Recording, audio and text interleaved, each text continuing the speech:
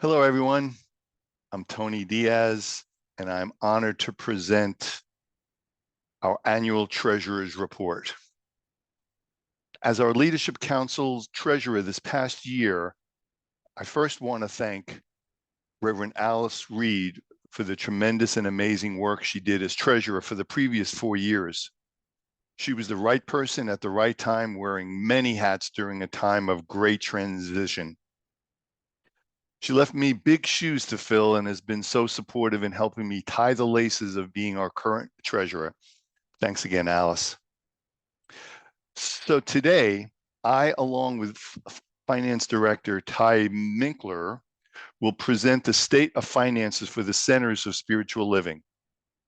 2023 was a wild ride, and with the help of Ty's steady hand and the guidance and stewardship of our executive team, 2024 is shaping up to be an incredibly abundant year. So my part today will be to give a 30,000-foot overview of 2023 and comparisons to 2022. I will provide a deeper dive into not only the numbers, but the whys and hows of how we got here, and a snapshot and bird's eye view of 2024. So living in Florida, Disney is always top of mind. So it's appropriate that a quote from Walt Disney resonated with me for today. We keep moving forward, opening new doors, and doing new things because we're curious, and curiosity keeps leading us down new paths. So I want to start first with a summary and highlight of 2023. So our committed giving, donations, and other mail appeals increased by almost $100,000. And our events and conferences revenue was up almost $40,000. Publishing revenue was at the top of the line, and their increase was $137,000. Now, our education and licensing revenue was down, and next year, well, actually this year, the eventual sale of our Golden building will reduce overhead costs, which will result in a savings of almost $200,000 in expenses. So now I want to go over to our next part, which is to show what our net assets were as of the end of the year. And basically, that's our assets and our liabilities. So both for assets and liabilities, they decreased from 2022 to 2023, as you can see with our pie chart. Now in 2022, you'll also see what our assets and liabilities were. Our mix is basically the same. We have assets are 50% of our balance sheet, and our liabilities are about a third of the balance sheet. So I wanted to take a look at our program and operational revenue and expenses. So you may wonder, what's program and what's operational? It's basically a way of organizing our revenue and expense bucket. So I wouldn't spend too much time on that. It's just a way that we show where our revenues are coming from. So if you notice, in 2023, overall revenues increased. Our average increase was about 6% from 2022. Looking at our expenses also increased from 2022, and the increase was about 8%. Now, you'll see our net deficit is about $340,000, and about $300,000 of that is depreciation. And that's more of an accounting adjustment, and that skews the numbers quite a bit. So Ty will explain this more completely.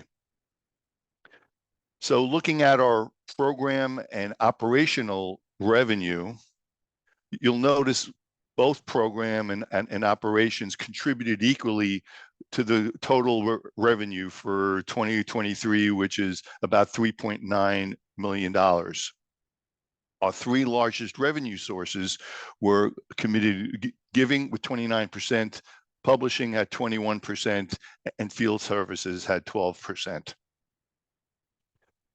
So looking just at program revenue, we have a pie chart, and it shows nicely where the mix is of our program revenue, which was about $2 million.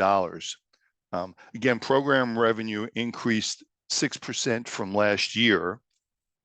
Publishing revenue had the largest increase, and it increased to 41% from 37% in 2022.